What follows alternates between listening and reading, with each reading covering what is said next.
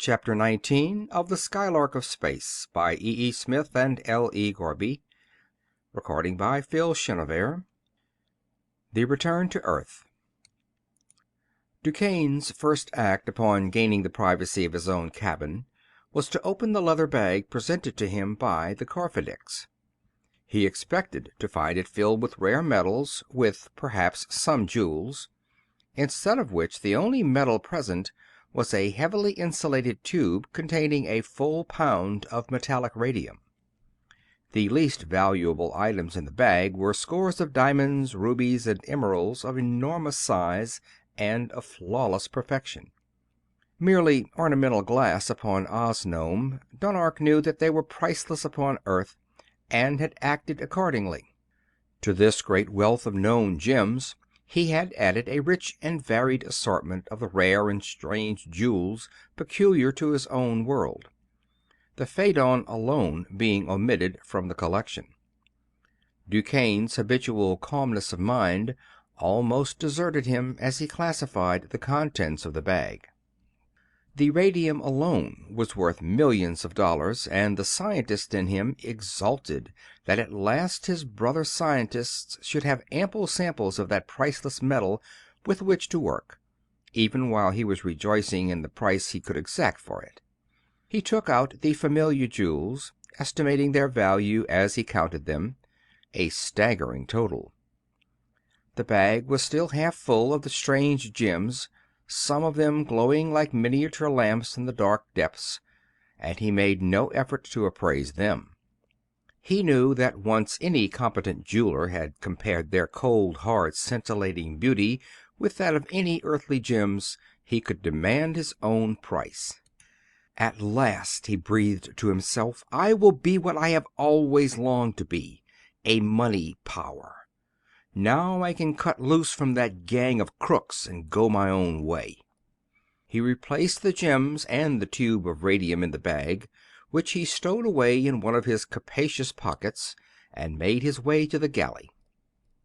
The return voyage through space was uneventful, the Skylark constantly maintaining the same velocity with which she had started out.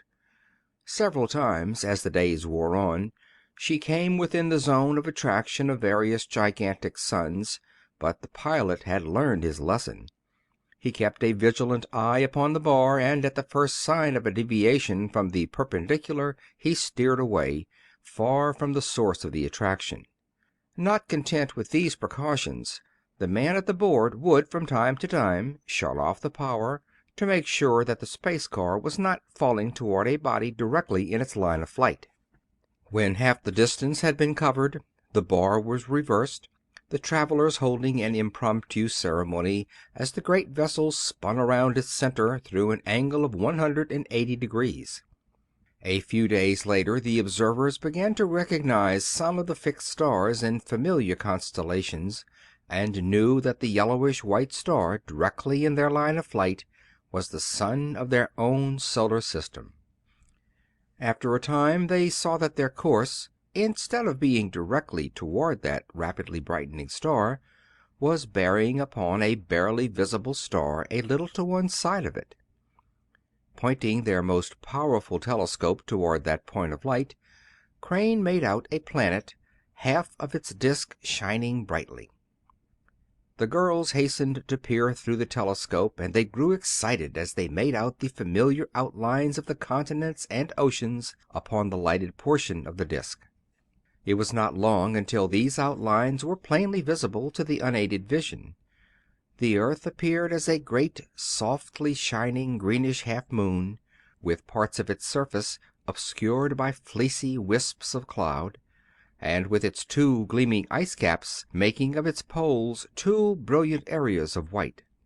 The returning wanderers stared at their own world with their hearts in their throats, as Crane, who was at the board, increased the retarding force sufficiently to assure himself that they would not be traveling too fast to land upon the earth.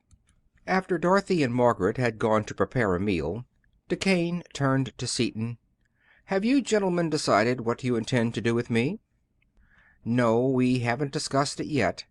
I can't make up my own mind what I want to do to you, except that I sure would like to get you inside a square ring with 4-ounce gloves on. You have been of too much real assistance on this trip for us to see you hanged as you deserve. On the other hand, you are altogether too much of a thoroughgoing scoundrel for us to let you go free. You see the fix we are in. What would you suggest?" "Nothing," replied Duquesne calmly. "As I am in no danger whatever of hanging, nothing you can say on that score affects me in the least. As for freeing me, you may do as you please. It makes no difference to me, one way or the other, as no jail can hold me for a day. I can say, however, that while I have made a fortune on this trip, so that I do not have to associate further with Steele unless it is in my interest to do so, I may nevertheless find it desirable at some future time to establish a monopoly of X. That would, of course, necessitate the death of yourself and Crane. In that event, or in case any other differences should arise between us, this whole affair will be as though it had never existed. It will have no weight either way, whether or not you try to hang me." "Go as far as you like," Seaton answered cheerfully. "If we're not a match for you and your gang, on foot or in the air, in body or in mind, we'll deserve whatever we get. We can outrun you, outjump you, throw you down, or lick you. We can run faster, hit harder, dive deeper, and come up drier than you can. We'll play any game you want to deal, whenever you want to deal it, for fun, money, chalk, or marbles." His brow darkened in anger as a thought struck him, and the steady gray eyes bored into the unflinching black ones as he continued, with no trace of his former levity in his voice, "But listen to this. Anything goes as far as Martin and I personally are concerned. But I want you to know that I could be arrested for what I think of you as a man. And if any of your little schemes touch Dotty or Peggy in any way, shape, or form, I'll kill you as I would a snake. Or rather, I'll take you apart as I would any other piece of scientific apparatus. This isn't a threat. It's a promise. Get me?" "Perfectly. Good night." For many hours the earth had been obscured by clouds, so that the pilot had only a general idea of what part of the world was beneath him, but as they dropped rapidly downward into the twilight zone, the clouds parted, and they saw that they were directly over the Panama Canal. Seaton allowed the Skylark to fall to within 10 miles of the ground, when he stopped so that Martin could get his bearings and calculate the course to Washington, which would be in total darkness before their arrival. Duquesne had retired, cold and reticent as usual. Glancing quickly about his cabin to make sure that he had overlooked nothing he could take with him, he opened a locker, exposing to view 4 suits which he had made in his spare time, each adapted to a particular method of escape from the Skylark. The one he selected was of heavy canvas, braced with steel netting, equipped with helmet and air tanks, and attached to a strong, heavy parachute. He put it on, tested all its parts, and made his way, unobserved, to one of the doors in the lower part of the vessel. Thus, when the chance for escape came, he was ready for it. As the Skylark paused over the isthmus, his lips parted in a sardonic smile. He opened the door and stepped out into the air, closing the door behind him as he fell. The neutral color of the parachute was lost in the gathering twilight a few seconds after he left the vessel. The course laid, Seaton turned almost due north, and the Skylark tore through the air. After a short time, when half the ground had been covered, Seaton spoke suddenly. "Forgot about Duquesne, Mort. We'd better iron him, hadn't we?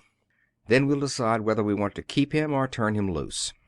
"I will go fetch him," replied Crane, and turned to the stairs. He returned shortly with the news of the flight of the captive. He must have made himself a parachute. I didn't think even he would tackle a 60,000-foot drop. I'll tell the world that he sure has established a record. I can't say I'm sorry that he got away, though. We can get him again any time we want him, anyway, as that little object compass in my drawer is still looking right at him," said Seaton. "I think he earned his liberty," declared Dorothy, stoutly, and Margaret added, "He deserves to be shot, but I'm glad he's gone. He gives me the shivers." At the end of the calculated time they saw the lights of a large city beneath them, and Crane's fingers clenched upon Seaton's arm as he pointed downward. There were the landing lights of Crane Field, 7 peculiarly arranged searchlights throwing their mighty beams upward into the night. "9 weeks, Dick," he said unsteadily, "and Shiro would have kept them burning 9 years if necessary." The Skylark dropped easily to the ground in front of the testing shed, and the wanderers leaped out to be greeted by the half hysterical Jap. Shiro's ready vocabulary of peculiar but sonorous words failed him completely, and he bent himself double in a bow, his yellow face wreathed in the widest possible smile. Crane, one arm around his wife, seized Shiro's hand and wrung it in silence. Seaton swept Dorothy off her feet, pressing her slender form against his powerful body. Her arms tightened about his neck as they kissed each other fervently, and he whispered in her ear, "Sweetheart wife, isn't it great to be back on our good old Earth again?" End of The Skylark of Space, by E. E. Smith and L. E. Garby. Read by Phil Chenevert.